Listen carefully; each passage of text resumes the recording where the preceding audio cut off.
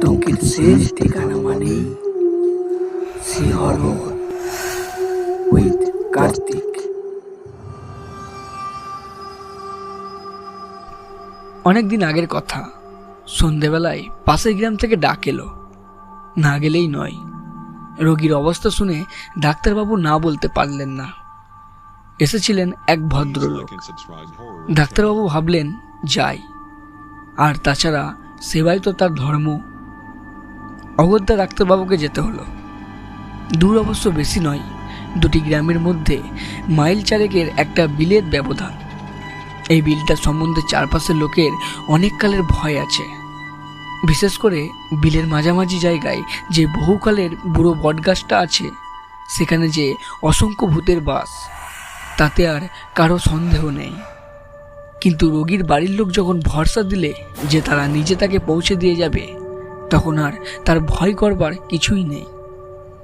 3 বার দুর্গা নাম স্মরণ করে হংসেশ্বর ডাক্তার ভোর সন্ধ্যাবেলাতেই বেরিয়ে পড়লেন। রোগী দেখে ওষুধের ব্যবস্থা করে যখন ফিরলেন, তখন রাত 10টার বেশি নয়। ফুটফুটে জ্যোৎস্না উঠেছে, তার উপর সঙ্গে আলো নিয়ে আসছে দুজন বিখ্যাত লাঠিয়াল। ডাক্তারবাবু নির্ভয়ে খোঁজ গল্প করতে করতে চলে আসছেন, বরং বেশ ভালোই লাগছিল। যে বটগাছটার সম্বন্ধে সকলেরই ভয়, তারই নিচে দিয়ে আসতে ভয়ে তার গা ছমছম করলেও কেমন একটু গর্ববোধ করছিলেন। এমনি করে আস্তে আস্তে যখন প্রায় গ্রামের সীমানায় এসে পৌঁছালেন, আর মাত্র মাইলখানেক বাকি, হঠাৎ একটা মস্ত বড় ঘোড়া ছুটতে ছুটতে এসে প্রায় তার গা ঘেঁষে দাঁড়িয়ে পড়ল। এত রাতে হঠাৎ ঘোড়া দেখে এরা 3 জনেই চমকে উঠলেন। ডাক্তারবাবু অবাক হয়ে সঙ্গের লোকদের জিজ্ঞেস করলেন, কার ঘোড়া হে? চমৎকার ঘোড়াটি তো। একজন ঘোড়াটিকে ভালো করে দেখে বললেন, সম্ভবত মদননগরের বাবুদের, তারা একটা নতুন ঘোড়া কিনেছেন, বোধহয় সেইটে। আর একজন বললেন, জিন লাগাম পরানো, হয়তো রাস্তায় কোথাও সাওয়ার ফেলে দিয়েছে। ডাক্তারবাবুর ঘোড়ার খুব শখ। তিনি ঘোড়াটার গায়ে আস্তে আস্তে হাত বুলিয়ে বললেন, কিন্তু দুষ্ট ঘোড়া বলে তো মনে হচ্ছে না। একে ঘোড়ার শখ, তার ওপর সমস্ত দিন হেঁটে হেঁটে তার পায়ের আর কিছু ছিল না। ঘোড়াটি দেখেই লোভ হচ্ছিল। এটাই চড়ে যেতে পারলে আর এই মাইলখানেক হাঁটার দুর্ভোগ ভুগতে হয় না। একজন সঙ্গী তার মনের কথা বুঝে বললে, যাবেন নাকি এটাতে চড়ে? কাল সকালে খোঁজ করতে এলে দিয়ে দিলেই চলবে। ডাক্তার মনে মনে লোভে উসখুস করলেন।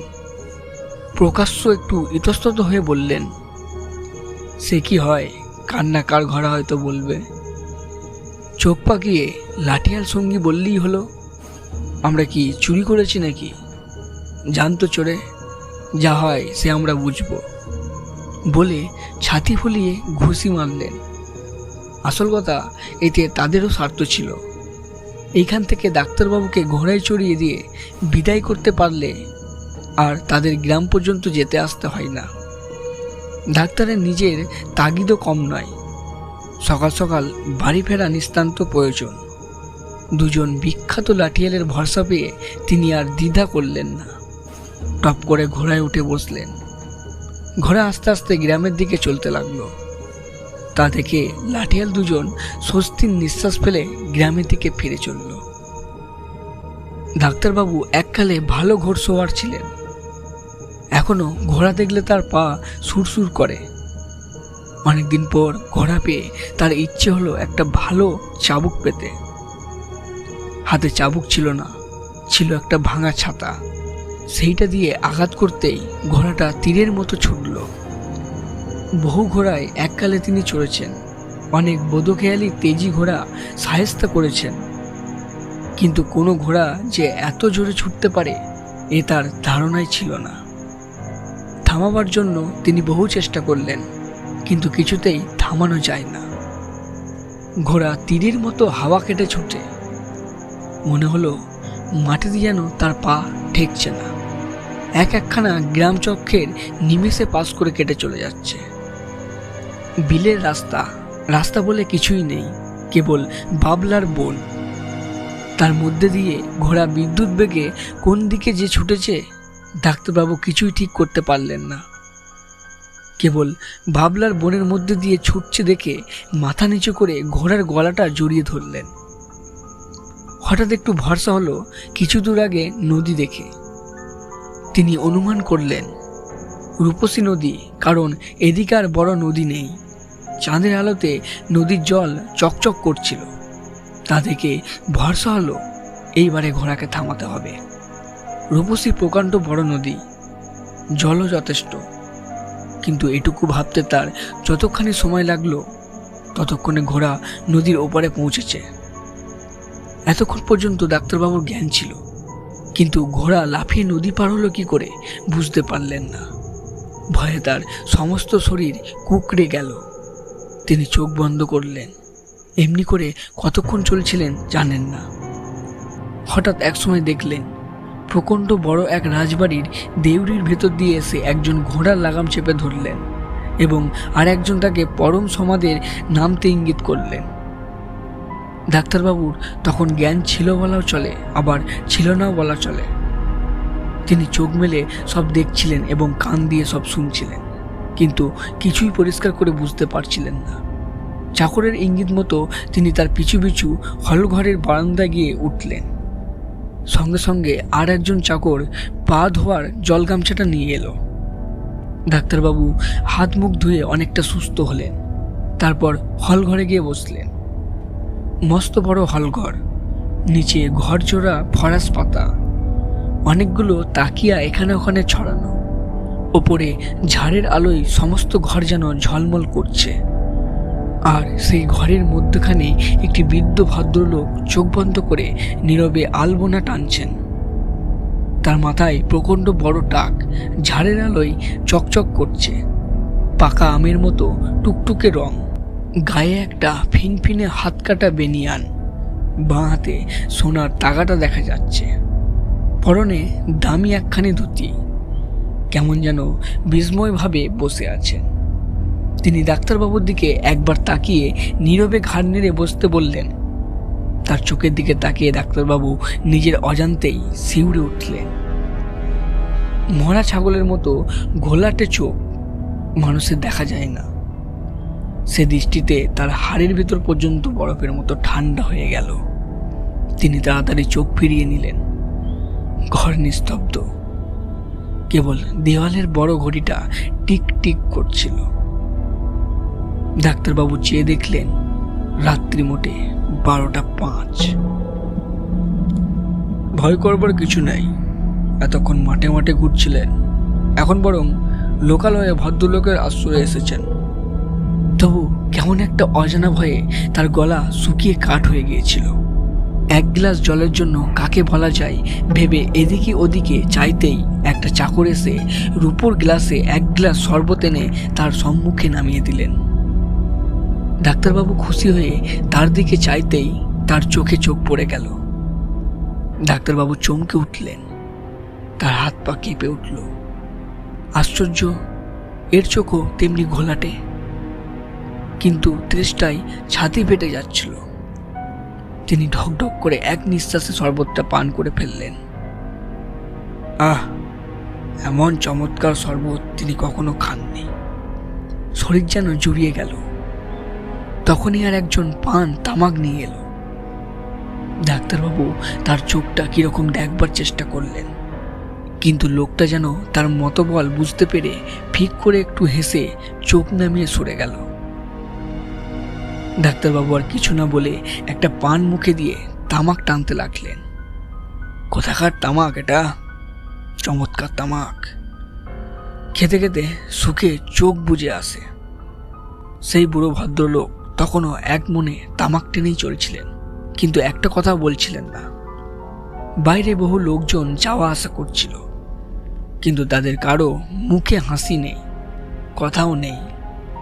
আরও একটা আশ্চর্যের বিষয়, ডাক্তারবাবু চারিদিকে চেয়ে দেখাচ্ছেন, সবাই চোখ নামিয়ে চলেছে।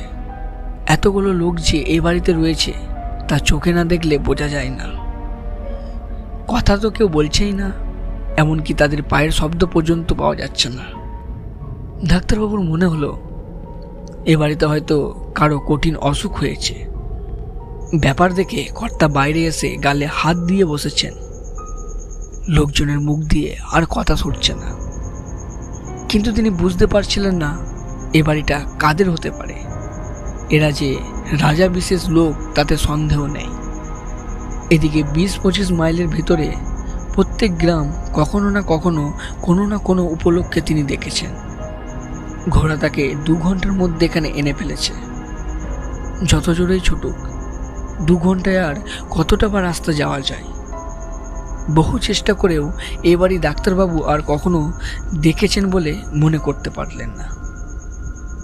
ব্যাপারটা বুড়ো ভদ্রলোককে জিজ্ঞেস করবেন বলে মনে করছেন। এমন সময় খাবারের ডাক এলো। ডাক্তারবাবু খেতে গেলেন। খাবারের আয়োজন দেখে ডাক্তারবাবুর চক্ষু স্থির। প্রকাণ্ড এক সোনার থালায় খান কয়েক ফুলকো লুচি, তার চারিদিকে কত যে তরকারি থরে থরে সাজানো। গরিব ডাক্তারবাবু কখনো তার চোখেও দেখেনি। রাত হয়েছে, অতিরিক্ত পরিশ্রমে খিদেও কম লাগেনি। তিনি আর কাল বিলম্ব না করে বসে পড়লেন। খেতে বসতেই মনে হলো সবই আছে বটে, কেবল একটু লেবু আর নুন নেই। কথাটা তার মনে উদয় হওয়া মাত্রই ঠাকুর এসে একটা রেখাবিতে নুন আর লেবু রেখে গেলেন। সব রান্নাই চমৎকার হয়েছিল। বিশেষ করে তপসে মাছ ভাজা বড় ভালো লাগলো। এদিকে তপসে মাছ পাওয়া যায় না। ভদ্রলোক কি করে কোথা থেকে জোগাড় করলে কে জানে। ডাক্তারবাবুর মনে মনে হাসি পেল যে ভদ্রলোক এত কষ্ট করে দুপ্রাপ্য তপসে মাছ জোগাড় করেছেন আর গলদা চিংড়ি জোগাড় করতে পারেননি। চিন্তা করা মাত্রই গলদা চিংড়ির মালাইকারি এলো। ডাক্তারবাবু কিন্তু কথা ভেবে দেখলেন না যে তিনি মনে মনে চিন্তা করা মাত্রই কি করে এক একটা জিনিস এসে উপস্থিত হচ্ছে। ভাবলেন বোধহয় দিতে ভুলে গেছিল, এখন এনে দিচ্ছে। ফলের থালাটা কোলের কাছে টেনে এনে দেখলেন ফলের আর কিছু বাকি নেই, এক আম ছাড়া। তা এবারে এদিকে আম মোটেই হয়নি। গোড়ায় মুকুল ভালোই এসেছিল, কিন্তু ফাল্গুনের গোড়ায় কদিন কি যে কালবৃষ্টি হয়, একটি মুকুলও রইল না, সব ঝরে গেল। আম নেই সেই জন্যই। কিন্তু সেই মুহূর্তে মালদহের ভালো ফজলি আম যখন তার সামনে এলো, তখন তার বিস্ময়ের আর সীমা রইল না। অবাক হয়ে ঠাকুরের মুখের দিকে চাইতেই সেই চোখ মরা ছাগলের মতো ঘোলাটে। ঠাকুর সঙ্গে সঙ্গে যেন অপ্রস্তুত হয়ে হেসে চোখ নামিয়ে চলে গেল বটে, কিন্তু সেই এক মুহূর্তের দৃষ্টি তার হাড়ের ভেতর পর্যন্ত ঠক ঠক করে কাঁপিয়ে দিল। ডাক্তারবাবু পরম প্রতিশোধ সহকারে আহার করিয়েও কেমন যেন তৃপ্তি পেলেন না। তার মন তখন বিভ্রান্ত হয়ে উঠেছে। কি যে করবেন ঠিক করতে পারছেন না। কন্তরি সুবাসিত পান মুখে দিয়ে সুগন্ধি তামাক টানতে টানতে একবার মনে হলো পালিয়ে যায়। এই থমথমে বাড়ি, বিশেষ করে ওই বুড়ো ভদ্রলোকটিকে তিনি কিছুতে সহ্য করতে পারছিলেন না। ভদ্রলোক এখনো ঠিক সেই জায়গায় ঠিক তেমনই করে বসে আছে, মুখে গড়গড়ার নল। মাঝে মাঝে ডাক্তারবাবুর মনে হচ্ছিল ভদ্রলোকের মাথাটা আসল নয়, কিন্তু ভদ্রলোক চোখ তুলে তাকান না কেন, কথাই বা বললেন না কেন? এ কিরকম ভদ্রতা? এমন সময় ভেতর থেকে ডাক্তারবাবুর ডাক এলো রোগী দেখার জন্য। রোগীর নামে ভদ্রলোক চাঙ্গা হয়ে উঠেছিলেন। তাই বটে, বাড়িতে কঠিন রোগী না থাকলে লোকে এমন বিস্ময়ে হয়ে চুপচাপ থাকে না। ডাক্তারবাবু উৎসাহের সঙ্গে ভিতরে গেলেন। কত ঘর, কত বারান্দা যে পার হলেন তার ইয়েন্তা নেই। এত বড় বাড়ি রাজরাজাদের ছাড়া কারো হয় না, কিন্তু কোথাকার রাজা তিনি এদের নামও শোনেননি। কি জানি এ কোন দেশ। অবশেষে রোগীর ঘরে উপস্থিত হলেন। প্রকাণ্ড বড় হলঘরের এক প্রান্তে একখানা মেহগিনি খাটের ওপর রোগী আপাদমস্তক একখানা চাদর ঢাকা দিয়ে শুয়ে আছে। তার মাথার এক রাশ চুল খাট থেকে মেঝেতে লুটিয়ে পড়ছে। শিহরে একটি মোমবাতি টিম টিম করে জ্বলছিল। সে আলোয় এত বড় হলঘরের কিছুই আলোকিত হচ্ছিল না। কেমন অদ্ভুত ধরনের ঝাঁপসা দেখছিল। খোলা জানলা দিয়ে ঘরের স্থানে স্থানে চাঁদের আলো এসে পড়ছিল। ডাক্তারবাবু অবাক হয়ে দেখলেন সেই বুড়ো ভদ্রলোক ইতিমধ্যেই কি করে তার আগেই এসে ঘরের মাঝখানে বসে আছেন। এ ঘরেও মেঝেতে জামিন পাতা, আর ভদ্রলোক নিচের ঘরের মতো অবিকল তেমনি পড়ে বসে আছেন, চোখ নামানো, মুখে সেই গড়গড়ার নল, নিস্তব্ধে বসে। কিন্তু একান্ত নিরীহ ডাক্তারও রোগীর সামনে চটপটে হয়ে পড়েন। ডাক্তারবাবু একবার ঘরের চারিদিকে তাকিয়ে যেন কোনো কিছুই ভ্রুক্ষেপ না করে রোগীর পাশের খালি চেয়ারটায় বসলেন। কারো দিকে না চেয়েই যেন দেওয়ালটাকে লক্ষ্য করে বললেন, কতদিন থেকে অসুখ হয়েছে? অসুখটা কি? ডাক্তারবাবু আবার জিজ্ঞেস করলেন, কই দেখি মা আপনার হাতটা। এতক্ষণে যেন রোগীর দেহে স্পন্দন দেখা গেল, কিন্তু মুখে ঢাকা খুললেন না, বোধহয় স্ত্রীলোক বলে। ডাক্তারবাবু আরও এগিয়ে এসে আরেকবার বললেন, দেখি হাতখানা। বলে হাত বাড়াতেই তার একখানা হাত চাদরের ভিতর থেকে বেরিয়ে ধীরে ধীরে তার হাতে এসে ঠেকল। মাংসহীন হাত, আস্ত একখানা হাড়। ডাক্তারবাবুর সমস্ত দেহে যেন বিদ্যুৎ খেলে গেল। ভয়ে তিনি চোখ বন্ধ করলেন। সঙ্গে সঙ্গে বাতি নিভে গেল। হা হা করে চারিদিক থেকে আওয়াজ উঠল। মনে হলো সে শব্দে সমস্ত বাড়িটা বোধহয় হুড়মুড় করে তার মাথায় ভেঙে পড়বে। আর চোখ বন্ধ করেও তিনি দেখতে পেলেন হাজার ঘোড়ার ঘোলাটে চোখ চারিদিকে হাওয়ায় নেচে নেচে বেড়াচ্ছে, আর টিম টিম করে হেসে ইশারা করে তাকে যেন ডাকছে। ডাক্তারবাবু অজ্ঞান হয়ে চেয়ার থেকে সশব্দে মেঝেতে পড়ে গেলেন। যখন তার জ্ঞান হলো তখনও ভালো করে ভোর হয়নি। দেখলেন বাড়িটা বড় বটে, কিন্তু রাতে যে ঐশ্বর্য দেখেছেন তার কিছুই নেই। দেওয়ালে চুন বালি খসে খসে পড়েছে, ঘোলঘুলিতে হাজার হাজার চামচিকে বাসা বেঁধেছে, আর ঘরের মধ্যে ভীষণ একটা দুর্গন্ধ উঠেছে। মেঝেতে কাল যে জামিন দেখেছেন তার চিহ্নমাত্র নেই। সে লোকজনও কোথায় অদৃশ্য হয়ে গেছে। ঘরের এক প্রান্তে একটা খাট আছে বটে, কিন্তু মেহগিনির নয়, একটা সাধারণ পা ভাঙা তত্ত্বপোষ। ওর উপরে যে ছেঁড়া তোষকটা আছে তার থেকে ইঁদুর তুলো বের করে ঘরময় ছড়িয়েছে। ডাক্তারবাবু প্রায় হামাগুড়ি দিয়ে বাইরে বেরিয়ে এসে বসলেন। চেয়ার থেকে পড়ে যাওয়ার ফলেই হোক অথবা বহুদিন পরে ঘোড়ায় চড়ার জন্যই হোক, সম্ভাঙ্গে ব্যথা বোধ হচ্ছিল। চারিদিকে তাকিয়ে দেখতে লাগলেন যদি কারো দেখা পাওয়া যায়। এমন সময় দেখা গেল একটি আধবুড়ো লোক আপন মনে হনন করে আস্তে আস্তে হঠাৎ তাকে দেখে থমকে দাঁড়িয়ে গেলেন। এইবার ছুট দেবে বোধহয়। ডাক্তারবাবু তাড়াতাড়ি ডাকলেন, শুনুন মশাই, শুনছেন? এটা কোন জায়গা বলতে পারেন? মানুষের গলা শুনে লোকটি যেন আশ্বস্ত হলো, তবু দূর থেকেই বললেন, মহেশপুর, মালদা জেলা। বলেন কি, সে যে অনেক দূর। তা বোম্বাই থেকেই অনেক দূর বই কি, এখান থেকে কাছে। লোকটি এতক্ষণে কাছে সরে এলো এবং হেসে বললেন, কোথা থেকে আসছেন? ডাক্তার বুঝি? হ্যাঁ ডাক্তার, আসছি মুর্শিদাবাদ থেকে, জঙ্গিপুরের কাছে আমার বাড়ি। বুঝেছি, কি বুঝলেন বলুন তো? এখানে বসুন। লোকটি তার কাছে বসে বললেন, এই যে বাড়ি দেখছেন, এরা এককালে রাজা ছিলেন। ইদানিং অবস্থা খারাপ হয়ে আসছিল। কিছুদিন আগে গ্রামে হঠাৎ কলেরা লাগে। কলেরা জোর লাগতেই এখানকার হাসপাতালের ডাক্তার একদিন রাত্রে প্রাণের ভয়ে স্ত্রী পুত্র নিয়ে সরে পড়েন। ঠিক সেই রাত্রেই রাজবাড়িতে কর্তাবাবুর একমাত্র মেয়ের কলেরা হলো। গ্রামে ডাক্তার নেই। চারিদিকে ঘোড়া নিয়ে লোক ছুটল যেখান থেকে হোক ডাক্তার আনতে, কিন্তু ডাক্তার আর পাওয়া গেল না। কর্তাবাবুর বড় পেয়ারের ঘোড়া মশাই, অমন ঘোড়া আমার চোখে আজ পর্যন্ত পড়েনি। মাঝ থেকে সেটারও কি হলো, রাস্তাতেই মারা গেল। আর ভোর হতে না হতে রাজবাড়ির সমস্ত লোকও শেষ হয়ে গেল। সে এক আশ্চর্য ব্যাপার মশাই, যেন ভোজবাজি। কর্তাবাবুর কথা উঠতেই ডাক্তার শিউরে উঠলেন। বললেন, তারপর আর কি মশাই? মাঠে কোনো ডাক্তারকে রাত্রে একা পেলে তার রক্ষা নেই। আপনি একা নন, এর আগে 2-3 জন ডাক্তার এমনি বিপদে পড়েছিলেন।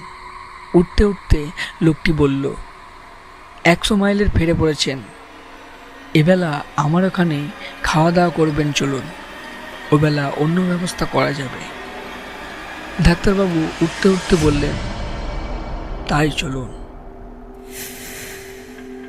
এই ছিল আজকের ঘটনাটি কেমন লাগলো তো কমেন্টে অবশ্যই জানাবেন। আর চ্যানেলে নতুন থাকলে চ্যানেলটি সাবস্ক্রাইব করে বেল আইকনটি অন করে নেবেন, যেন পরবর্তী ভিডিও মিস না হয়। আর আপনারা গল্প পাঠাতে পারেন, ডিসক্রিপশন বক্সে ইমেল আইডি দেওয়া আছে এবং নিচে হোয়াটসঅ্যাপ গ্রুপেরও লিঙ্ক দেওয়া আছে, সেখানে গিয়ে জয়েন হতে পারেন। দেখা হচ্ছে পরের এপিসোডে। ভালো থাকবেন, সুস্থ থাকবেন, ধন্যবাদ।